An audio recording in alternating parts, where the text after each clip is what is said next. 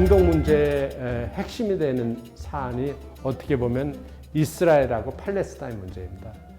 근데 이제 이스라엘과 팔레스타인 문제를 다루려면은 우선 이스라엘의 독립이 어떻게 성립되는 과정을 좀 알아야 될 것 같습니다. 그래서 유대인들은 2000년 가까운 동안 유럽, 서아시아, 북아프리카에 거주하게 됐습니다. 아시다시피 AD 70년에 그 노마가 유대 국가를 정복하는 AD 70년에 유대인들이 반란을 일으켰거든요. 예루살렘에서. 그때 로마군들이 정복을 하면서 유대인들은 2000년 가까운 세월 동안 유럽이라든지 서아시아, 북아프리카로 뿔뿔이 흩어졌습니다. 그렇지만은 유럽에 뿔뿔이 흩어진 그 유대인들은 그 반유대 국가에서 되게 차별을 받았습니다. 특히 중세시대에서는 유대인들에 대해서 되게 악마하는 그런 경향이 있었습니다. 왜 유대인들이 이렇게 박해를 받았을까요? 첫째는 이제 종교적으로 다릅니다. 대부분이 기독교 국가에 있는데 기독교하고 유대교가 다른데 유대를 고집하고 있고, 그 다음에 이 사람들은 농촌에서 농토를 확보할 수가 없었습니다. 농토가 허가가 되지 않으니까 대부분은 도시라든지 가갖고 상업이나 금융업을 하게 됐습니다. 그래서 대부분들이 고소득이고 고리대급이라든지 여러 가지 그 부를 축적하는 과정에서 어떻게 보면은 현지인들의 질시 대상이 되었습니다. 그래서 그 엔티세미티즘이 그 19세기, 20세기 초까지 대개 유럽을 휩쓸게 됩니다. 특히 19세기 유럽에서 민족주의 열풍이 있을 때 반유대주의가 심화가 됩니다. 특히 짜르, 러시아라든지 그 다음에 동유럽에서도 그런 사건이 많이 있고요. 서구에서는 이런 유럽의 민족주의 열풍으로 일어난 반유대주의의 가장 핵심이 되는 사건이 터졌는데 그게 바로 드레푸스 사건입니다. 제가 이제 서두에서 얘기하려고 했는데 대학 시절에 아마 여러분들도 다 읽었을 것입니다. E.H.카의 역사란 무엇인가? 그 역사란 무엇인가에서 역사라는 것은 과거와 현재와 미래의 부단한 대화라고 했습니다. 그래서 현재와 과거와 미래의 부단한 대화를 통해서 역사적인 사실을 통해서 어떤 교훈을 얻는 게 그 E.H.카 분이 강조했던 거고, 또 하나는 제가 감명 깊게 느꼈던 것은 어떤 우연적인 사건에 의해서 그런 우연적인 사건이 발생하는데 그 우연적인 사건이 역사의 흐름을 바꿀 수 있다는 그런 기절이 생각납니다.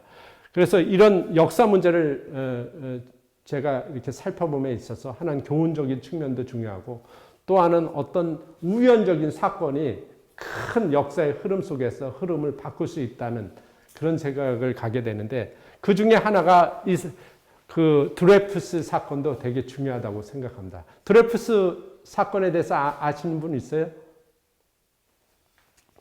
이 드레푸스는 이 프랑스의 정부 장교입니다. 그랬으면 이 사람이 유대인입니다.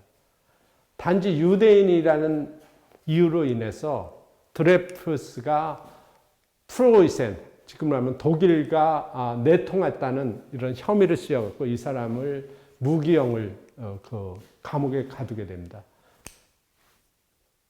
단순히 이거는 그 프랑스의 군부하고 군부 입장에서 하나의 희생양을 맺는 게 그 드레푸스 사건인데, 이것에 대해서 모든 프랑스의 지성인들이 난리를 치게 됩니다. 특히 에밀 졸라 같은 사람은 드레푸스 사건의 부당성에 대해서 지적을 하기도 하고, 그래서 나중에는 이 드레푸스 사건이 드레푸스가 이제 감옥에 있는 동안에 진범이 발각이 됐습니다. 진범이 자살을 하게 됩니다.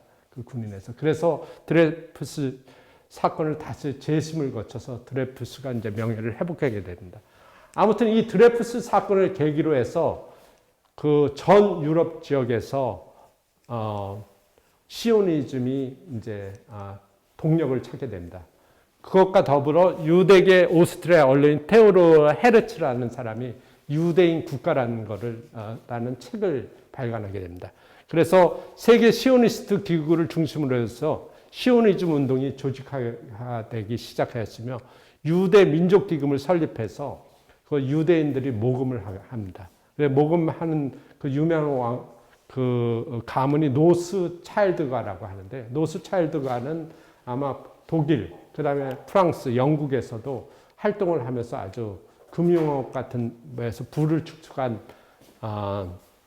가문인데, 이들이 그 영국의 전비를 대면서 그 영국으로부터의 팔레스타인 지역에 이슬람 국가를 세우는데 어떤 지원을 얻게 됩니다. 그래서 유대인들이 모금을 활동을 해서 유대인들이 팔레스타인 지역으로 이주를 하게 됩니다. 왜냐하면 그 유럽 지역에서 특히 유대인들에 대한 그 박해가 심했는데, 여러분들도 잘 알다시피 독일에서는 홀로코스트가 있었고요. 그 다음에 그 이전에도 동유럽에서는 러시아로 포로그램이라고 하는데 아주 유대인들이 박해를 당하게 됩니다. 그래서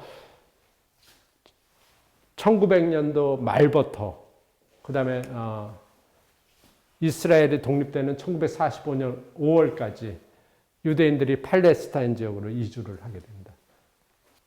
그래서 팔레스타인 문제 해결을 위해서 당시 영국이 여러 가지 안도 제시를 했지만은 기본적으로는 투 스테이트 솔루션입니다. 그러니까 팔레스타인하고 그 이스라엘을 분리된 두 나라를 설립하자는 것인데, 그게 이제 1947년 9월 유엔 총회에서 유엔 중재안에 의해서 팔레스타인을 분할하고 예루살렘은 유엔의 관할구로 설정하는 그 안이 통과가 됩니다.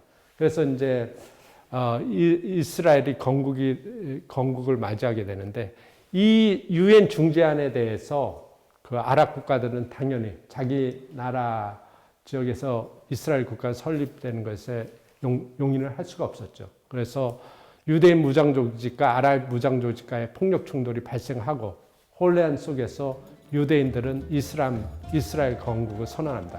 그것이 1948년 5월 14일입니다.